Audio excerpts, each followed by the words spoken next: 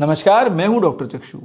अगर आपके संग भी ऐसा कोई वाकया हुआ कि आपका कोई घर का बच्चा या आपका अपना बच्चा अच्छा खासा खेलता हुआ सडनली गिरा, फिर उसके हाथ पैर अकड़ गए, आंखें पलट गई, मुंह से झाग आ गए और वो कपकपाने लग गया, ये है मिर्गी का दौरा यानी एपिलेप्सी। अब जब ऐसा हुआ तो आप क्या करोगे? हॉस्पिटल लेके जाओगे, सब जांचें होंगी, एमआरआई होगी, ईईजी होगी, डॉक्टर देखेंगे, इन्वेस्टिगेशन के हिसाब से दवा सेट करेंगे। अब हुआ क्या, 6 महीने दवा चल गई, फिर दौरा आ गया, 3 महीने के अंदर ही दौरा आ गया, 2 महीने में दौरे आ गए। अब डॉक्टर ने कह दिया भाई दवाई तो जिंदगी भर खानी पड़ेगी, ये तो इसे परेशानी हो गई। अब पेरेंट्स पता है हमसे आके क्या पूछते हैं होम्योपैथी में कि क्या कभी ये गोली बंद हो सकती है, क्या हमारा बच्चा नॉर्मल हो सकता है। आज इस वीडियो में आपका ये कंफ्यूजन दूर करेंगे, बताएंगे कैसे होम्योपैथी आपकी मदद करेगी। अब अगर मदद चाहिए तो वीडियो पूरा देखना जरूरी है।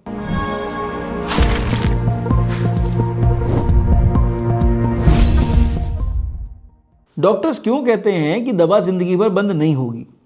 इसलिए क्योंकि देखो, ये जो मिर्गी का दौरा है ना, ये आपके ब्रेन की प्रॉब्लम नहीं है, ये आपके नसों की एक्साइटेबिलिटी का डिसऑर्डर है। कहने का मतलब क्या है कि epilepsy basically chronic neurological excitability disorder है, जिसमें क्या होता है कि नसें गड़बड़ कर रही हैं, ब्रेन नहीं। जो गोली है वो क्या कर रही है? वो गोली बेसिकली आपके नर्व्स की एक्साइटेबिलिटी को कंट्रोल कर रही है।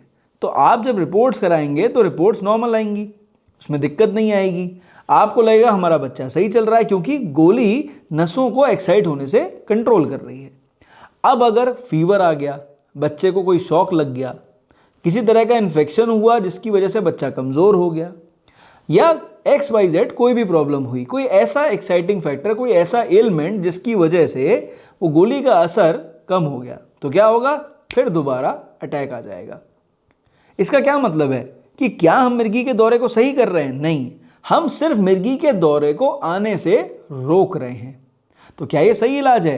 देखो भाई, इलाज सही या गलत मुझे इस समय टिप्पणी नहीं करनी चाहिए, लेकिन आपको समझना पड़ेगा कि इलाज इसे नहीं कहते, ठीक है? इसे हम सिर्फ क्वालिटी ऑफ लाइफ को इंप्रूव करना कहते हैं। अब रूट कॉज क्या है प्रॉब्लम का? रूट कॉज ये है कि देखो, शरीर के अंदर आपके ब्रेन में कुछ नर्व्स ज़्यादा जल्दी ट्रिगर हो जा रही हैं, जल्दी से फायर हो जा रही हैं। और ऐसा इसलिए हो रहा है क्योंकि जो बच्चे को दिक्कत है वो एक क्रॉनिक न्यूरोलॉजिकल एक्साइटेबिलिटी डिसऑर्डर है।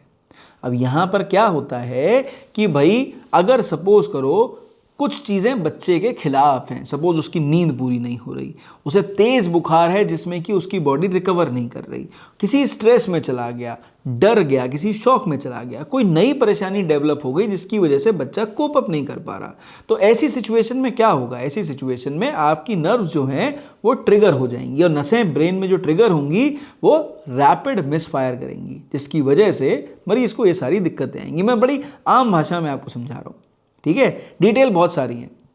उसके बाद अलग अलग तरह की एपिलेप्सी होती है, अलग अलग तरह के कारण होते हैं, लेकिन बेसिक रूट कॉज यहीं पे आता है। अब जो भी आप गोली खिला रहे हो वो सिर्फ उसको सेटल करने की है, इस वजह से रिपोर्ट्स नॉर्मल आ रही हैं पर प्रॉब्लम सॉल्व नहीं हो रही है। अब ऐसे में अगर आप चाहते हो कि आपका पेशेंट नॉर्मल रहे तो क्या आप उसकी सारी सिचुएशन को ठीक कर सकते हो? आप उसे बुखार आने से क्या रोक पाओगे? बच्चे के दिमाग को कंट्रोल करके अगर उसे कोई टेंशन है तो क्या उस टेंशन को समझ पाओगे? बच्चा एक्सप्लेन नहीं कर पाएगा तो क्या होगा? अगर बच्चे की नींद पूरी नहीं हो रही तो चलो आप नींद तो पूरी कर सकते हो, एक बार को उसकी ज़्यादा देर तक सुला सकते हो उसको, पर व्हाट अबाउट एक्साइटेबिलिटी? अगर किसी भी कारण से वो एक्साइट हुआ, कोई चीज़ ऐसी हुई जिससे उसे ट्रिगर हुई जो आपको नहीं पता, तो ऐसे में क्या होगा? वो दवा का असर नहीं आएगा और बच्चे को दोबारा अटैक आएगा। तो हमें यहाँ पर किसका इलाज करना है? हमें यहाँ पे क्या उस नर्व की एक्साइटेबिलिटी को कंट्रोल करना है जो ऑलरेडी हम गोली से कर रहे थे? नहीं ना, हमें पेशेंट को वापस अपने नॉर्मल स्टेट में लेके आना है। हमारी कोशिश ये होनी चाहिए कि वो नर्व एक्साइट ना हो। हमें उस रूट कॉज को समझना है, बच्चे के संग ऐसा क्या हो रहा है, जितनी बार हो रहा है, क्या ट्रिगर हुआ, उस कारण को समझेंगे तभी आप उस गोली को बंद कर पाएंगे, और यही काम होम्योपैथी अच्छे से करती है। हाँ जी, नमस्कार। ये जो मन्नत नाम की पेशेंट है, इस बच्चे को आपने बताया था कि मिर्गी के दौरे आते हैं, है ना? और इसके ब्रेन में एक छोटी सी गांठ थी। अब ये बताओ, इस बच्चे को जब दौरे आते थे उस समय क्या क्या दिक्कत होती थी? हाथ पैर टेढ़े हो जाते थे, झाग डालने लगती थी मुंह से। मुंह से झाग निकलने लगते थे, हाथ पैर टेढ़े होते थे। अच्छा, उस समय सुध बुध रहती थी इसको, नहीं रहती थी? नहीं रहती थी। और कितनी देर तक झटका रहता था इसको? कम से कम 1-1, 2-2 घंटे। 1-1, 2-2 घंटे तक रहता था, ठीक है। और जब ये होम्योपैथी की दवा खाते हुए कितना समय हो गया इसको? 9 महीने। 9 महीने हो गए। 9 महीने के इलाज में जब से दवाई से दी है तब से इसे कितनी बार झटका आया अभी तक? एक ही बार। एक बार आया। वो भी 5 मिनट के लिए। सिर्फ 5 मिनट? मतलब जो पहले 1-1 घंटे आते थे वो कितनी देर? 5 मिनट बस। और इस समय अगर हम आपसे पूछें कितने समय से इसको एक भी बार झटका नहीं आया है? 8 महीने से। 8 महीने से कोई झटका नहीं आया है। बच्चा बिल्कुल स्वस्थ है। मन्नत, तुम्हें खाने पीने में कोई दिक्कत तो नहीं होती है? नहीं। उठने बैठने में कोई परेशानी? नहीं। चलने में कोई दिक्कत? नहीं। रात में तुम्हारी बेड पे सुसु तो नहीं निकलती बेटा? नहीं। नहीं ना? अच्छा, दूसरी बात, सर दर्द की कोई शिकायत तो नहीं होती है? कभी कभार होता है। कभी कभार होता है। पहले कभी ऐसा होता था, बहुत ज्यादा सर दर्द होता था? नहीं। नहीं। तुम्हें खुद झटके महसूस होते हैं कोई आते हुए? नहीं। कोई हाथ पैर में कोई झटका आता हो, सर में कोई झटका आता हो, कोई चक्कर आता हो, कोई आवाज आती हो? नहीं। तो अगर हमसे पूछें कि 100 रुपए में कितना आराम है आपके बच्चे को, तो क्या बताएंगी? 90% तो आराम हो ही गया है। 90% आराम हो गया है। तो अब ऐसा है, हम मन्नत को आखिरी बार दवा दे रहे हैं। मन्नत लगभग बिल्कुल ठीक है, उन्हें कोई दिक्कत नहीं हुई है। तो ये लास्ट बार दवाई जा रही है, इसके बाद मन्नत को कोई दवाई की रिक्वायरमेंट नहीं है। अब ऐसे में किसे होम्योपैथी में इलाज लेना चाहिए? भाई देखो, अगर आपके बच्चे को बार बार एपिलेप्सी का अटैक आ रहा है, बार बार मिर्गी के दौरे आ रहे हैं, बार बार बच्चा परेशान हो रहा है, होम्योपैथी में ज़रूर दिखाएं। सही दवा देने के बाद भी बच्चे को इम्प्रूवमेंट रेट बहुत ज़्यादा नहीं है, सिर्फ लक्षणों में आराम है, होम्योपैथी में ज़रूर दिखाएं। अगर आप नहीं समझ पा रहे हैं किस वजह से ट्रिगर हो रही है, किस वजह से उसको बार बार तकलीफ हो रही है, आपके डॉक्टर्स भी उस कॉज को नहीं समझ पा रहे हैं, तो होम्योपैथिक डिटेल्ड केस टेकिंग कई बार बहुत मदद करती है। इसीलिए कभी कभी एक पेशेंट में 20 मिनट से लेकर 40 मिनट तक लग जाते हैं, क्योंकि होम्योपैथी में डिटेल्ड केस टेकिंग है। तो जब तक आप डिटेल्स नहीं समझोगे तब तक मज़ा नहीं आएगा। इसीलिए होम्योपैथी में ऐसे बच्चों का इलाज हो सकता है। लेकिन एक बात ध्यान रखें, अगर आप कभी भी एपिलेप्सी के किसी भी बच्चे को दवाई दे रहे हैं तो सडनली अपने आप एलोपैथी की दवा बंद ना करें। उसमें क्या होगा, क्योंकि वो अभी अंडर सप्रेशन थी कंडीशन, जैसे ही दवा बंद होगी हो सकता है ट्रिगर ज़्यादा हो जाए। तो एकदम सडनली बंद नहीं करनी है, सडनली डोज ऊपर नीचे नहीं करनी है, ठीक है। अगर बच्चे को लक्षण आ रहे हैं तो नोट करना है। तकलीफ जो भी है, अगर डॉक्टर के पास आप जाते हैं तो वीडियो ज़रूर बना के लेके जाएं।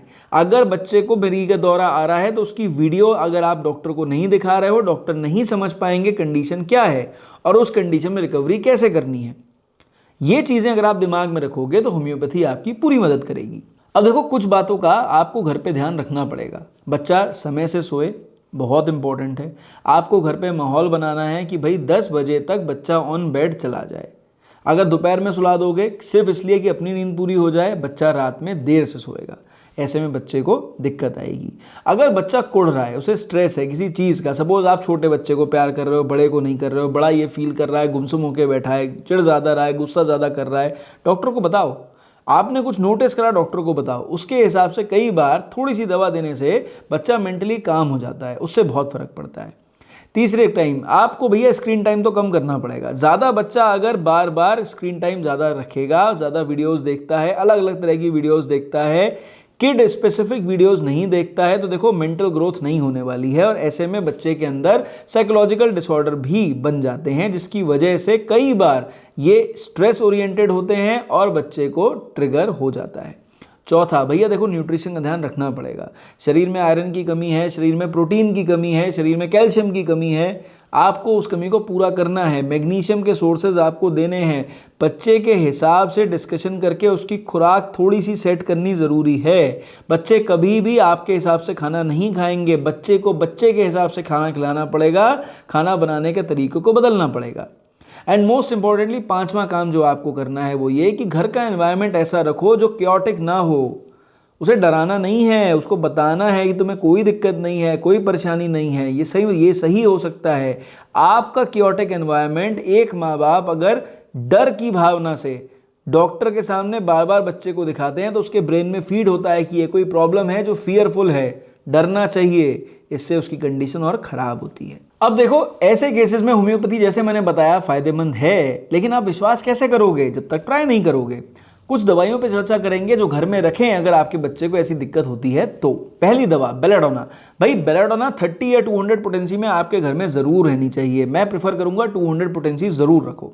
बेलाडोना 200 इसलिए देनी है क्योंकि अगर बच्चे को फीवर आया और तेज़ फीवर था, बच्चे का बुखार नहीं उतर रहा है, चेहरा एकदम लाल है, बच्चा शरीर बुरी तरह से तप रहा है, चेहरा तप रहा है, माथा तप रहा है, बुखार नहीं उतर रहा, आपको डर है फीवर सीजर आ जाएगा या उसको झटका लग गया उस टाइम पे, तो बेलाडोना फटाफट रिपीट करने से फौरन वहीं का वहीं सेटल हो सकता है। आपको ज़्यादा SOS मेडिसिन देने की ज़रूरत नहीं पड़ेगी। ऐसी सिचुएशन में इमरजेंसी में बेलाडोना 200 2 बूंद दवा आधा चम्मच या 1 चम्मच पानी में डालो और बच्चे को हर 5 मिनट पे 4-5 डोजेस दे दो। जैसे ही 5-5 मिनट में आपने 4-5 डोज दी, बच्चा लगभग 15 से 20 मिनट में सेटल हो जाएगा। ये बहुत इफेक्टिव मेडिसिन है और बहुत बढ़िया काम करती है। लेकिन अगर इमरजेंसी हो तो 15 मिनट से 20 मिनट के बाद आप उसे हॉस्पिटल लेके ज़रूर जाएं।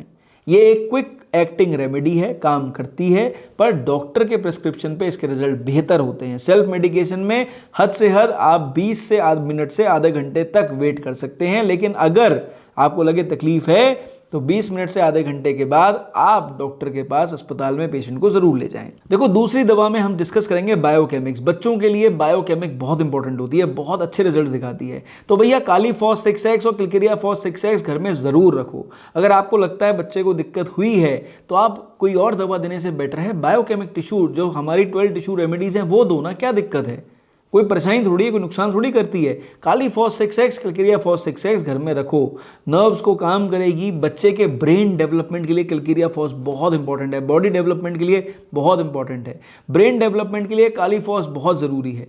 ये कामनेस देती है, रिकवरी देती है और डेवलपमेंट अच्छा करती है। तो दोनों दवाइयों को आपको क्या करना है, 4-4 गोली दोनों दवाइयों की कम से कम सुबह शाम बच्चे को रेगुलर देनी है। आप इसे 12 हफ्ते तक रेगुलर दे सकते हो। आप खुद देखना, आपके बच्चे में डिफरेंस आपको देखने को जरूर मिलेगा। देखो, तीसरी बड़ी इंपॉर्टेंट दवा है स्ट्रेमोनियम। अगर आपके बच्चे को ये मिर्गी के दौरे रात में ज़्यादा आते हैं, जिसमें चीख निकल जाए, बहुत चीख पुकार हो और आपका बच्चा एकदम ऐंठने लग जाए, तो उस सिचुएशन में कभी कभी रात में समझ में नहीं आता क्या करना चाहिए। ऐसे में अगर ये एपिलेप्टिक सीजर्स बार बार रात में ही आ रहे हैं और हर बार बच्चे की चीख निकल रही है, तो स्ट्रेमोनियम एक इंपॉर्टेंट दवाई है।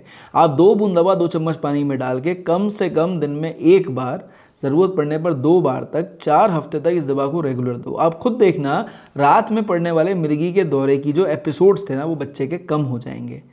बहुत अच्छी रिकवरी आती है दवाइयों से। तो आई होप कि अब आपके चक्षु नेत्र खुल गए होंगे, समझ आ गया होगा कि देखो होम्योपैथी से मिर्गी के दौरे के पेशेंट को कितना अच्छे तरह से मैनेज कर सकते हैं, खासकर अगर वो छोटे बच्चे हैं तो मेरी बात समझ में आई हो और होम्योपैथी से कुछ मदद मिल जाए तो रिक्वेस्ट करेंगे कि चैनल पर पहली बार आए थे सब्सक्राइब कर जाएं, रेगुलर वीडियोस देखते हैं थम्स अप दे जाएं।